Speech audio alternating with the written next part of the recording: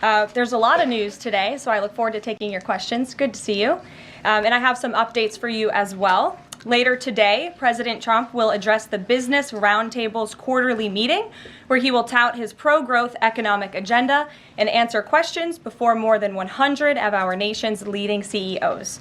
In fact, it's the largest attendance ever for this event because business leaders are so eager and encouraged by President Trump's return to Washington. This follows President Trump's roundtable yesterday with the Technology CEO Council here at the White House, where he met with key leaders in the technology industry. And last night, President Trump also held an official swearing-in ceremony in the Oval Office for Sean Curran, who is now the 28th Director of the United States Secret Service. Sean demonstrated unbelievable bravery under gunfire in Butler, Pennsylvania this past July when an assassin tried to kill President Trump. As someone who got to know Sean personally throughout the campaign last year, I can say unequivocally that there is nobody better suited for this important role. And following the confirmation of Labor Secretary Lori Chavez DeRomer last night, the Senate has now confirmed 21 of President Trump's well-qualified cabinet-level nominees, far outpacing the previous administration. And looking ahead, tomorrow, the president will welcome the Taoiseach Micheál Martin of Ireland for the annual White House Shamrock ceremony. And Thursday, President Trump will welcome the NATO Secretary General for a working meeting and lunch. On the economy, February's jobs report was good news for America, particularly our manufacturing sector. The manufacturing sector gained 10,000 new jobs in just 1 month under President Trump.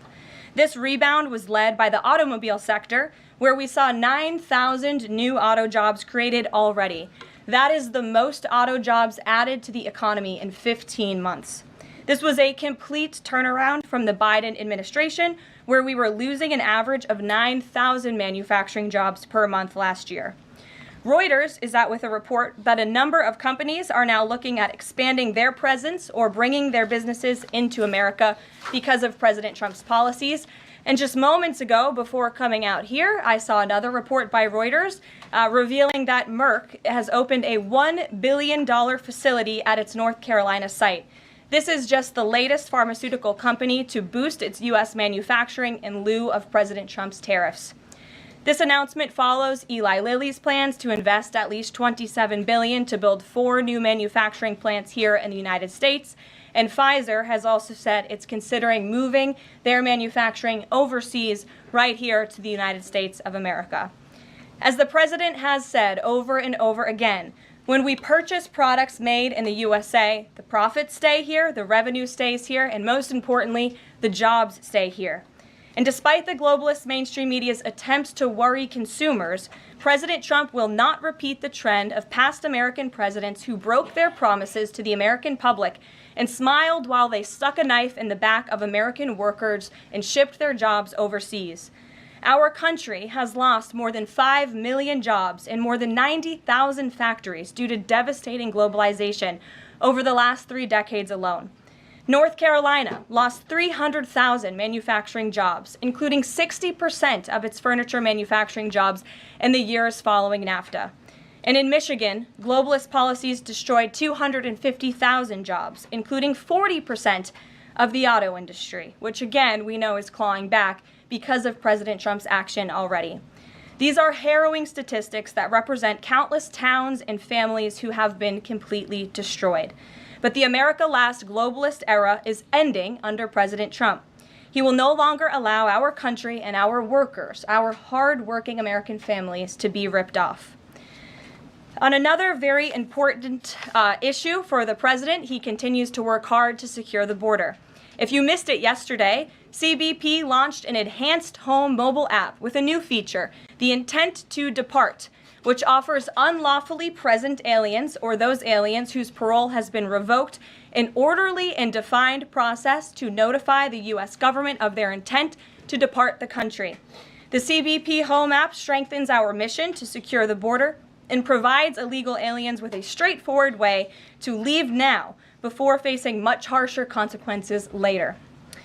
A new report from Bloomberg just found that the number of aliens trying to reach our country by traveling through the jungle to Central America dropped a whopping 99% last month. And this follows the incredible news that illegal border crossings plummeted last month as well, down 94% at our southern border from last February under the Biden administration. As President Trump made clear during his historic address to Congress, we must finish this job and continue to carry out the largest deportation campaign in American history. And that is why the president fully endorses the continuing resolution that is before Congress and was negotiated by Speaker Johnson. He is encouraging all Republicans to vote yes on this clean CR, which freezes funding at current levels and will prevent the Democrats from getting their long-awaited government shutdown. Voting against this CR will hurt the American people and kill the incredible momentum that President Trump has built over the past 51 days. And lastly, before I take questions, I would like to commend the Washington Post, who I believe is in the room today. According to a new report from Axios, the Washington Post is overhauling their newsroom structure. It appears that the mainstream media, including the Post, is finally learning that having disdain for more than half of the country who supports this president does not help you sell newspapers. It's not a very good business model. And that's why we have people in our new media seat. And today we have Sargar Anetti, who is the host of Breaking Points, a popular political YouTube news and podcast show that has racked up nearly 1 billion views on YouTube, several hundred million podcast downloads since its launch in June 2021. He's also a former member of the White House Correspondents Association, but is now a part of the thriving independent media. We're very happy to have you with us here today. Why don't you kick off our briefing? Thank you. Really appreciate you having me, Karoline. A couple of questions for you, if I may. First on the stock market. So currently it's the 25th anniversary today of the dot-com bubble crash. There's a lot of concern for a lot of Americans right now about the state of the economy. President Trump has refused to rule out a recession. Secretary Lutnick, however, has told us there will not be one. So can the White House just tell and assure Americans today that there's not going to be a recession? Well, there's a lot to unpack there. So let me start by saying that, first of all, when it comes to the stock market, the numbers that we see today, the numbers we saw yesterday, the numbers we'll see tomorrow are a snapshot of a moment in time. And as President Trump has said, and I'm here to echo the remarks of this president of this White House, we are in a period of economic transition. We are in a period of transition from the mess that was created under Joe Biden in the previous administration. Joe Biden left this country in an economic disaster. Several statistics to point out. The delinquency rate on credit card loans increased 63% under Joe Biden, hitting a near 12-year high.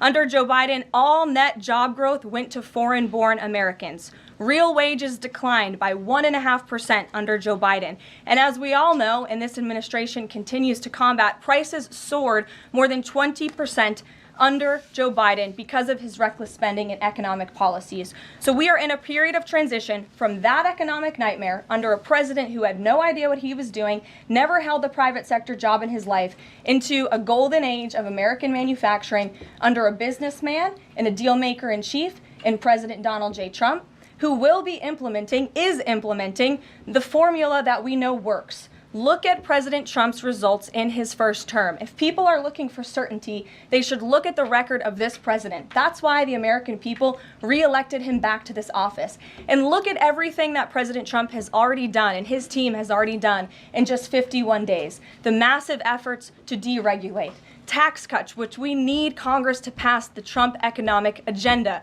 the Trump tax cuts, which will unleash economic growth.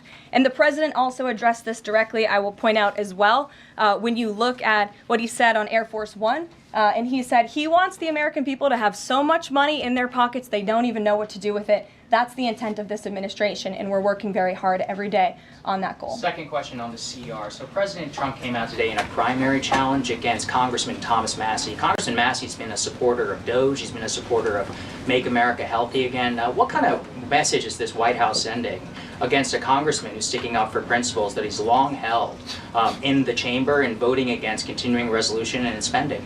I think the president has made it very clear that he believes it's critical for conservatives and Republicans and frankly all members of Congress to get behind this continuing resolution to keep the government funded. The president wants to continue the momentum that he has built over the last 51 days. In order to keep the government funded, we got to keep moving with these deportations, and he believes that everybody everybody needs to get on board with this bill. He's been active in this process. He's been making calls to get this over the finish line, and we're urging every Republican, and Democrats too, to do what's right for the American public to prevent a government shutdown. Just the last question here on Mahmoud Khalil. Does the administration believe that it needs to charge a green card holder with a crime to be eligible for deportation? Well, in fact, Secretary Rubio reserves the right to revoke the visa of Mahmoud Khalil, and I'm glad you brought this up. Under the Immigration and Nationality Act, the Secretary of State has the right to revoke a green card or a visa for individuals who serve or are adversarial to the foreign policy and national security interests of the United States of America. And Mahmoud Khalil was an individual who was given the privilege of coming to this country to study at one of our nation's finest universities and colleges. And he took advantage of that opportunity, of that privilege, by siding with terrorists, Hamas terrorists who have killed innocent men, women, and children. This is an individual who organized group protests that not only disrupted college campus classes and harassed Jewish American students and made them feel unsafe on their own college campus, but also distributed pro-Hamas propaganda, flyers with the logo of Hamas. That is what the behavior and activity that this individual engaged in. And I have those flyers on my desk. They were provided to me by the Department of Homeland Security. I thought about bringing them into this briefing room to share with all of you, but I didn't think it was worth the dignity of this room to bring that pro-Hamas propaganda. But that's what this individual distributed on the campus of Columbia University. And this administration is not going to tolerate individuals having the privilege of studying in our country and then siding with pro-terrorist organizations that have killed Americans. We have a zero-tolerance policy for siding with terrorists, period. Peter Ducey. Thank you, Caroline. So you said that the Dow dropping and dropping and dropping is a period of transition. You're sure nobody here at the White House shorted the Dow? No, I don't think so. Okay. But is there any concern here that it's going to be harder to ask certain federal workers to retire if they look at their retirement accounts and they're getting robbed every day? Well, I'm glad you brought up workers, because that's exactly who President Trump is looking out for with his America First trade policy and his America First economic agenda. And if you look at, there's great indication to be optimistic about where the economy stands. And the American people, investors, CEOs, small business owners, but most importantly workers, should bet on President Trump, because his tariff policies, what he envisions is reciprocity, fair trade practices where American workers are put first and are no longer ripped off by foreign countries all over this world. President Trump says he's going to buy a Tesla today. Did he buy it? And when is the last time he drove a car? That's a very good question. I have heard the president remark that he misses being able to drive, that luxury of driving his own vehicle, although the beast is nice. But he is going to be viewing a Tesla that is making its way to the White House complex now, I can confirm. Perhaps the press pool today will have an opportunity to witness this very exciting moment later this afternoon. But Tesla is on its way here now, and we'll see if the president likes it when he checks it out. So they're bringing him a Tesla to look at, and if he likes it, he's just going to buy it. You know, he's intent on, he's definitely going to buy one, but he'll take a look at it when it gets here later this afternoon. Full retail? Yes, full market price. Kelly. Can we talk about Canada? What is the status of President Trump having a conversation with Mark Carney? Mm-hmm. We have seen the president use the term governor to refer to Justin Trudeau. Will that moniker also go to Mr. Carney going forward? And is the decision to increase the tariffs, is that based on a specific economic metric that he looked at? Is it impulse? How would you describe his reaction to Canada? The president has not yet spoken to Mr. Carney, not since I checked, which was just moments ago. But certainly his phone is always open to leaders who wish to speak with him. As for the tariffs, the president made his position on this quite clear with the statement that he put out. And it was a retaliatory statement due to the escalation of rhetoric that we've seen out of Ontario, Canada. The president saw the premier, Doug Ford, make an egregious and insulting comment threatening to shut down electricity for the American people, for hardworking American families. He made that threat. The president saw that and has an obligation and a responsibility to respond accordingly and represent the interests of the American people. So he has made the decision to add a 25% tariff. So now steel and aluminum tariffs will come into effect tomorrow at the rate of 50%. And our steel and aluminum industries have actually applauded these tariffs because, again, they know it's going to grow their industry here. It's going to allow them to export more steel that is made right here in the United States with American workers. Egregious and insulting are your words here, but that's what many Canadian leaders have said about the actions President Trump has taken toward Canada. And what do you think the timeline is for speaking to Mr. Carney? Because normally a sitting president speaks to a close ally very quickly when there's new leadership. Well, the president is, again, responding to the fact that Canada has been ripping off the United States of America and hardworking Americans for decades. If you look at the rates of tariffs across the board that Canadians have been imposing on the American people and our workers here, it is egregious. In fact, I have a handy-dandy chart here that shows not just Canada, but the rate of tariffs across the board. If you look at Canada, since you brought it up, American cheese and butter, nearly 300% tariff. You look at India, 150% tariff on American alcohol. You think that's helping Kentucky bourbon be exported into India? I don't think so. 100% tariff on agricultural products from India. Look at Japan, tariffing rice, 700%. President Trump believes in reciprocity, and it is about dang time that we have a president who actually looks out for the interests of American businesses and workers. And all he's asking for at the end of the day are fair and balanced trade practices, and unfortunately, Canada has not been treating us very fairly at all over the past several decades. To the woman in the purple, because I saw you were making a face at my previous answer, so what's going on? Actually, I have a couple of questions. At the core of pro-Palestinian protests on college campuses and elsewhere is a demand to end the war in Gaza, a goal that this administration actually supports and has pursued.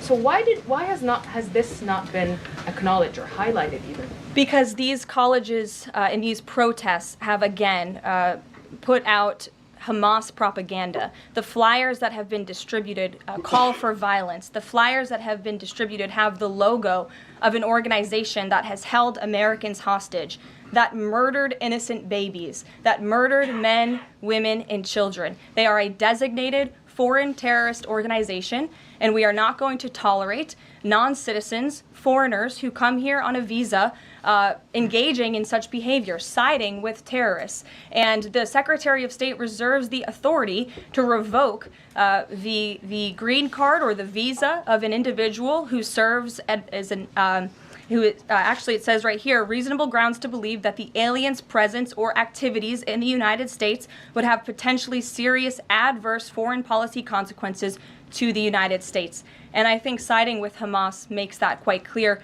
Secretary Rubio exercised that authority, and we fully believe that we are going to move forward with more arrests, as President Trump previewed in his statement yesterday. Ed. Yeah, thanks. Go ahead. So are there conversations between the administration and the Canadians going on over this tariff? Because the Ontario Premier says the next step is to cut off electricity to the U.S. And the president put out a statement after seeing those comments and said that it would be there would be grave consequences imposed on Canada if they think about shutting off electricity for the United States of America and our citizens. And the president is also determined to ensure that we are depending on American electricity, not the electricity production of foreign nations, including our allies in Canada. As for conversations, there is continued correspondence between the president's team, particularly Secretary Lutnick, and the Canadians as well. And in the market reaction, how do you sell to the American people then, after they're looking at what's happening in the markets this week, and say that the tariff policy long term is something good? Well, just think about what the tariff policy long-term will do for our country. I think many of us probably grew up in small towns. I know at least I did, and the main street in my small town looks a heck of a lot worse than it probably did decades ago before I was alive. At least my parents and grandparents tell me so. And I know many Americans feel that same way. What the president envisions for this country is for the United States of America to be a manufacturing superpower, where there are American factories and businesses owned by Americans, producing goods that we are exporting to the rest of the world. Those revenues will stay here. It will increase wages for people here in our great country. It will ensure our national security, and it will boost the morale of the American people to have thriving industries again. Think about Detroit, Michigan. Think about North Carolina, as I mentioned, that used to have a thriving furniture industry that no longer exists because of the globalist trade policies of previous and past administrations. And the American people gave the president a tremendous opportunity to restore American greatness and restore our manufacturing dominance, and he's intent on doing just that. John.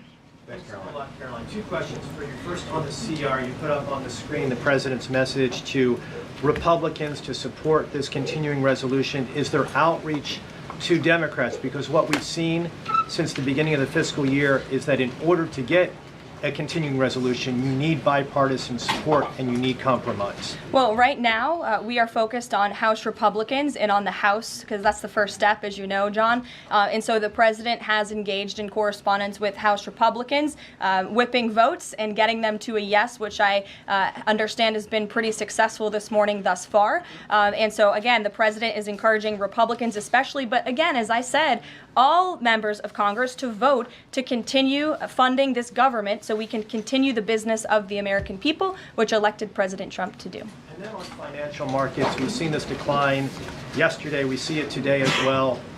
It seems that the read on the president's policies is one in which they do not have confidence in his trade tariffs policy. They do not have confidence in what the president said to Fox News over the weekend, that he didn't rule out the idea of a recession. What is your read in terms of the decline that we've seen over the last week and a half in financial markets? Well, I think there's actually a lot of reason to be confident, and many people do feel confident. Just look at the nearly $2 trillion in private investment that this president has secured. Look at the comments made by the CEO of Apple, one of the biggest companies in this world, who said that he is bullish on the future of American innovation under the leadership of President Trump. Look at CEO confidence. According to the Conference Board measure of CEO confidence, in Q1 2025, under the leadership of this president, it jumped to its highest level in 3 years, from cautious optimism to confident optimism. If you, again, look at the $2 trillion in investments from some of the biggest companies in the world, look at the jobs report last Friday, as I also cited in my opening remarks. Fox Business reported that Trump sees a manufacturing boom in first full jobs report of his second term. Look at the auto jobs that have already poured back into America. We added 9,000 new auto jobs. Those are sticky jobs. Those are good paying jobs. That's 9,000 American families who will now be able to live the American dream because of the policies of this administration. You also look at small business optimism. The NFIB put out a report this morning. Small business optimism continues to be far higher than it ever was under the previous administration. There's a lot of reason to be optimistic. And again, the American people, CEOs and people on Wall Street and on Main Street should bet on this president. He is a deal maker, he is a businessman, and he's doing what's right for our country. He wants to restore wealth to the United States of America. Michael, good to see you. Hey, Caroline, thank you. Two questions, if I may. Will the administration be providing any relief to states affected by the Ontario power tariff? Well, the president has made it very clear that Canada would be very wise not to shut off electricity for the American people, and we hope that that does not happen. As for what would happen if that does take place, I'll leave it to the president to make those decisions. Does President Trump share the Justice Department's concern over rising egg prices and possible collusion of big egg?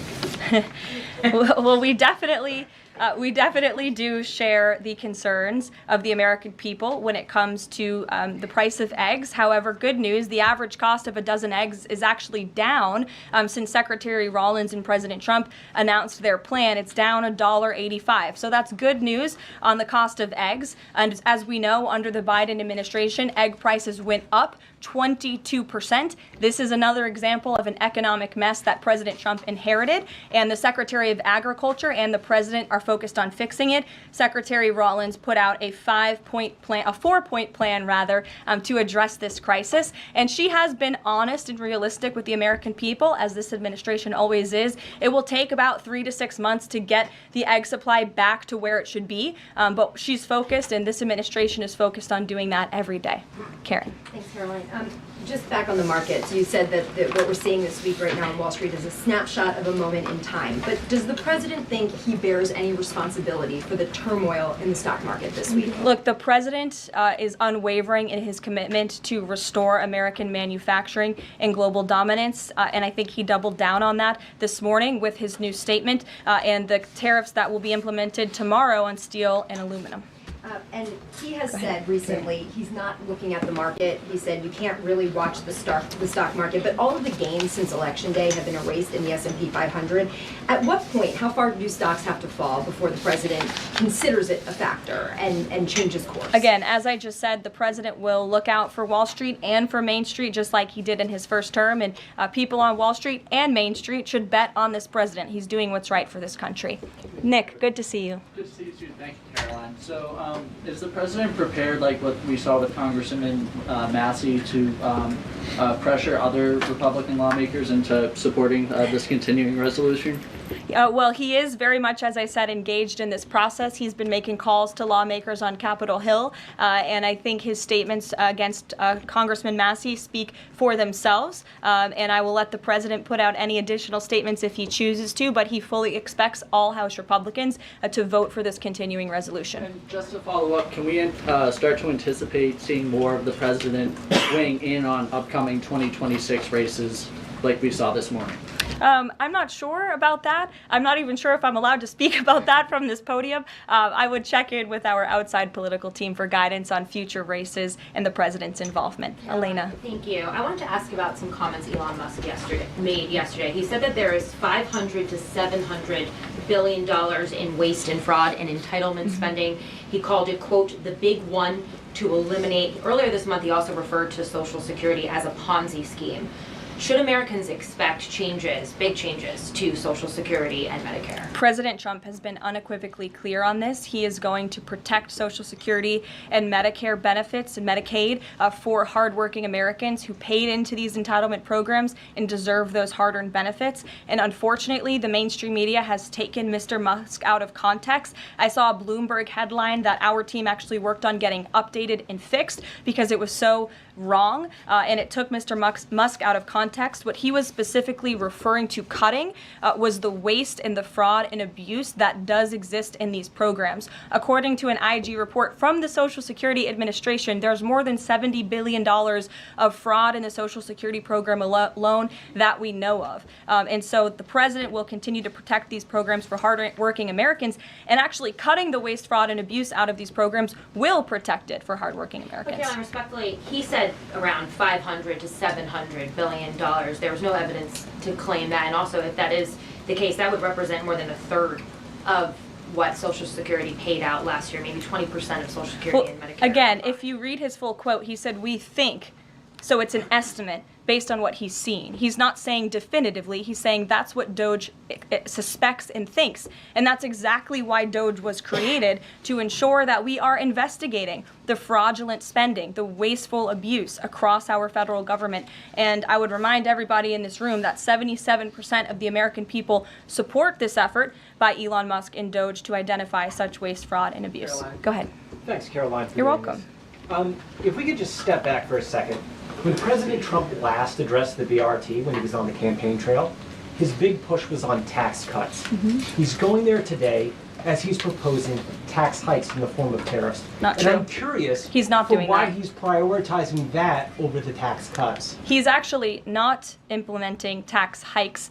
Tariffs are a tax hike on foreign countries that, again, have been ripping us off. Tariffs are a tax cut for the American people, and the president is a staunch advocate of tax cuts. As you know, he campaigned on no taxes on tips, no taxes on overtime, no taxes on Social Security benefits. He is committed to all three of those things, and he expects Congress to pass them later this year. I'm sorry, have you ever paid a tariff? Because I have.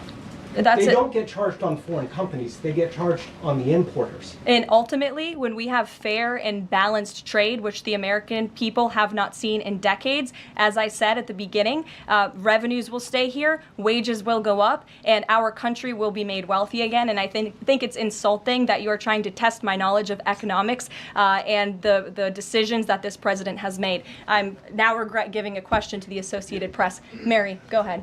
Hey, Caroline. I have two, if that's okay. The first one was on Russia, Ukraine. I know Special Envoy Witkoff said yesterday that Zelensky apologized in his letter to Trump. Can you share any more about that letter and what else might be interesting from it that we don't know? Yes, the president did reference that letter, as you're saying, in his joint address to Congress. And I do have an update. As you know, Secretary of State Rubio and our National Security Advisor Mike Waltz have been negotiating with the Ukrainians today in Saudi. They will be providing a full readout of that meeting very soon. But I can assure you and everybody here and the American people that the news we've received from that meeting throughout the day and the president has been briefed on is positive. This meeting has been productive. I will let Secretary of State Rubio and our National Security Advisor speak to the specifics of what has taken place today when they are ready to do so when the meeting concludes. Lindsay, go ahead.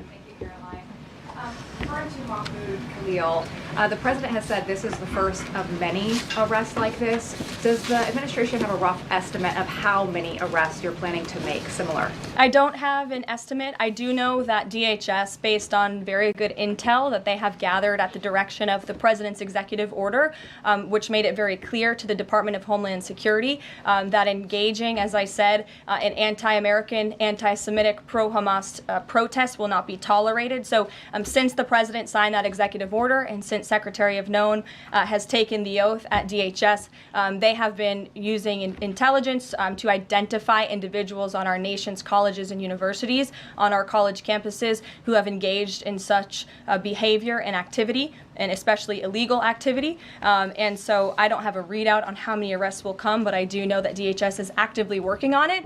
And I also know that Columbia University has been given the names of other individuals who have engaged in pro-Hamas activity, and they are refusing to help DHS identify those individuals on campus. And as the president said very strongly in his statement yesterday, he is not going to tolerate that, and we expect all America's colleges and universities to comply with this administration's policy. Jasmine. Thank you so much, Caroline, for the question. On Canada, after all of these threats to increase tariffs or turn off electricity, I wonder, does this administration still consider Canada to be a close ally of the United States? Well, I think Canada is a neighbor. They are a partner. They have always been an ally. Perhaps they are becoming a competitor now. But as the president also laid out in his Truth Social post today, he believes that Canadians would benefit greatly from becoming the 51st state of the United States of America. And I actually looked into some of the research about the cost of living in Canada, and the cost of living is much higher than it is here in the United States of America. The average cost of a home in Canada is much higher. In Quebec, the highest tax rate for an income of $150,000 or more is 53.3%, more than half of Canadians' incomes they are being taxed on. So the president has made it clear that he believes Canadians would be better served economically, militarily, if they were to become the 51st state of the United States of America. Reagan. Thank you, Caroline. A week ago, Attorney General Bondi said a truckload of Epstein files had been delivered to her office from the SDNY. When can we expect those files to be released to the public? I would defer you to the Department of Justice. I don't have a timeline here. Do you have any update on the JFK files? I don't at this moment. Again, I would defer you to our DNI director, Tulsi Gabbard, and also the Department of Justice. I know that they are working on that diligently, as the president requested them to do. Christian. Thanks, Caroline. Two questions, since we've been talking a lot about tariffs. Have there been any updates on standing up the External Revenue Service to collect revenue from that? Well, we need reciprocal tariffs to go into effect first, and as you know, the president will be rolling those out on April 2nd, and then the next start of that process is collecting that revenue to ultimately create the External Revenue Service, which Secretary Lutnick is working very hard on and is quite enthusiastic about, if you have noticed from his media interviews. Can the president do that through executive action, or will it require legislation? Well, the president already signed an executive order to direct the Secretary of Commerce to establish the External Revenue Service, or at least to identify ways in which it can be done. I would defer you to the Department of Commerce for more on specifics on that. Sure, in the back. Thank you very much, Caroline. I have a few questions on South Korea and North Korea. First question, as you know, South Korean President Yoon has been released from illegal detention. What is the reaction of the United States as an ally? Is there a possibility of a summit with President Trump when President Yoon returns? Second question on North Korea. North Korea launched the several ballistic missiles into the west coast yesterday. What is the White House's reaction on this? Sure. Yes, I'll start with your question on North Korea. We condemn these actions and we call on North Korea to stop their unlawful and destabilizing actions. As for South Korea, the U.S. and Republic of Korea's alliance is ironclad, and the Trump administration remains in close contact with our South Korean counterparts as we work together to promote a free and open Indo-Pacific. Sure. First question you didn't answer that release of South Korean president from jail. I don't have anything on that, but I can certainly check in with the National Security Council and get back to you. Sure, good to see you. Press Secretary, many are concerned about the validity of President Biden's official actions and also his pardons of the possible criminal actions of individuals such as his family members and Liz Cheney, as information is emerging that many of his official actions were auto-signed, possibly even the pardons, and without his knowledge or consent. Does the White House have any information available currently that Biden was actually the one that approved and signed those pardons? And second question, will the DOJ investigate whether President Biden's cognitive decline allowed unelected staff to push through radical policy and pardons without his knowing approval? I don't know the answer to that question, but I can check in with our folks here who may know the answer to that question and get back to you. Dasha, go ahead. Caroline, you did a great job articulating the vision that President Trump has for what his tariffs, he believes his tariffs can do in terms of bringing jobs back to the United States. I asked you last week about how much Americans might need to buckle up for some short-term pain, a conversation that with the President and Treasury Secretary Scott Bessent have had with the people. I'm wondering, how high is the pain threshold for President Trump and for this White House as you watch some of the turbulence in the stock markets, as you field concerns from businesses and potentially see some of those approval ratings drop in the short term? How much is he willing to stomach that, and will he stay committed to his vision for tariffs even as all of this comes up? Well, the president has been working hard every single day to alleviate the pain that was inflicted by the previous administration through massive deregulation, through drill baby drill, as we like to call it, unleashing the might of our energy industry, which we know will ultimately drive down costs for consumers here at home. And again, as I mentioned, the president is intent on signing tax cuts for the American people to put more money back into their pockets, which will ultimately unlock consumer confidence. And again, I'll reiterate the president's words in layman's terms as he does best. The president wants the American people to have so much more money in their pockets, they don't know what to do with it. That's the goal of this administration, through tariffs, through tax cuts, through deregulation, and through unleashing the potential of our energy industry. I have two more quick notes before I wrap up. April 28th, I can confirm that the Philadelphia Eagles will be here at the White House to celebrate their Super Bowl victory. I know there was a lot of fake news about an invitation that wasn't sent or was sent. We want to correct the record. We sent an invitation. They enthusiastically accepted, and you will see them here on April 28th. And lastly, on a sad note, I would like to express our condolences to Fox News and to the entire Fox family who did lose a cameraman, Craig Savage, who passed away at 61 years old told recently, a very tragic death, an individual who was a great man and covered this building for many, many years. So the entire press office, the communications office here wants to express our condolences with his family and also with Fox News. And I'll see you guys later. Perhaps you'll see the president in a Tesla later this afternoon. Have a good one.